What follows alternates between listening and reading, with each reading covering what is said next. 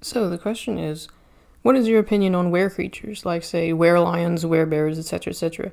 Did they exist? I know some cultures, like the Aztec, had the belief of men while wearing jaguar pelts could become jaguars. But in line of messing with a fictional story, would a were-jaguar versus werewolf be a possible concept? Well, firstly, my opinion on other werecreatures is pretty simple.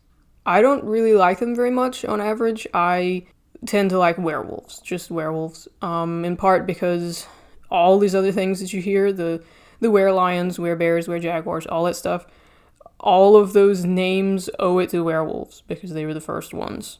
They were the first were-creature, and all of these modern concepts that we have of were-lions and were-bears and were-cows and whatever, all of it comes from werewolves.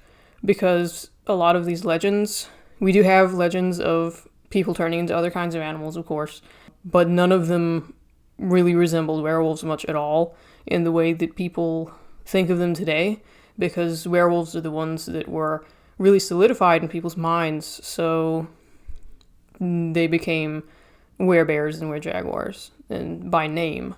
And by concept, because if you look at something like Teen Wolf, for instance, the MTV Teen Wolf show, you have the Werecoyotes, and they are basically just werewolves, except supposedly with their coyotes instead of wolves, even though Malia acts basically more like a werewolf than a lot of the werewolves do. But anyway, that's an aside. Now, did they exist? Obviously, did they exist in folklore? Some of them, yes. Not all of them, no. I mean, obviously, things like D&D have really taken it to the next level with different kinds of were-creatures. D&D has were-vultures, were-crocodiles, were-rats, of course, were-bears, were-tigers, and they've made them all very weirdly specific and ridiculous, like were-bears are always lawful good, no matter what the character's alignment was before they turned, and they always use great axes. Anyway, folklorically speaking, most of those weren't a thing, but werebears definitely were, not in the concept of calling them werebears, because we get that from werewolves. Anyway, they didn't really have a name in folklore. Just going to start with werebears, since they were fairly common in Scandinavian lore anyway. Like, there was a story of a king who exiled himself. He turned to a bear and exiled himself so that he would have a peaceful life. He later came back and fought for his people again. You have other stories of people turning into bears, but it's usually just, oh, I'm going to be a bear now, and then they turn to a bear and leave. Or something very similar. It's never, oh no, I've been cursed to become a bear at a certain time period. I'm going to turn to a bear man. I'm going to, spread this curse to other people, etc., etc. All that kind of stuff still comes from werewolves in popular culture, if we ever see that with werebears in pop culture, which we do sometimes. Were-hyenas were a thing. If you want to call them were-hyenas, there are lots of names for them. People just call them were-hyenas today to be simple, and so that people will know what they're talking about, because everybody knows the whole were-creature thing. Unfortunately, werewolves have been reduced to a prefix for other creatures a lot of the times. So you get were-hyenas. There were legends of, it was actually more like hyenas turning into hyena people, or having some kind of human disguise sometimes, and they were often more like vampires than werewolves. They were blood drinkers and corpse eaters and things like that. And of course those were in Africa. Where else? Let's see. Were-jaguars were mentioned in the Ask as well. Aztec culture is about wearing jaguar pelts. To some extent, yeah, but actually the jaguar warriors that wore the pelts didn't really become jaguars. That was all the shamans. The shamans supposedly would eventually gain the ability to turn into a jaguar. It did involve wearing jaguar pelts, sometimes, but not always. There are also some legends of basically people who are born looking slightly like a jaguar. I wouldn't say more like a jaguar than a man. It's kind of more like the Hollywood Wolfmen look. We have little statues of that. We have little statues of people that seem to be turning into jaguars, things like that. And last question, would a were-jaguar versus werewolf be a possible concept?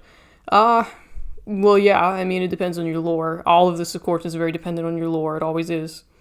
So, definitely is a possibility, depending on what your world is.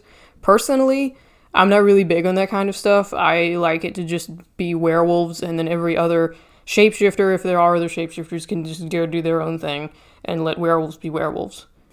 And I also am not big on the whole power levels thing that a lot of people like to do where, oh yeah, the werewolf is always basically the worst one if there are different power levels. Take, for example, the video game Pillars of Eternity and Pillars of Eternity 2. The shapeshifts that the druids can do to turn into different kinds of animals and animal people, the wolves and cats are actually the worst. Wolves get a trip ability to trip one enemy, very much like the wolves and werewolves in D&D. And then you have the deer person shift, which you can knock down a whole group of people, which is the same thing as the wolf, except with a group of people, so it's just intrinsically better. And then the bear is big and strong and tough, and the boar is big and strong and tough, and the cat and the wolf are left with basically nothing.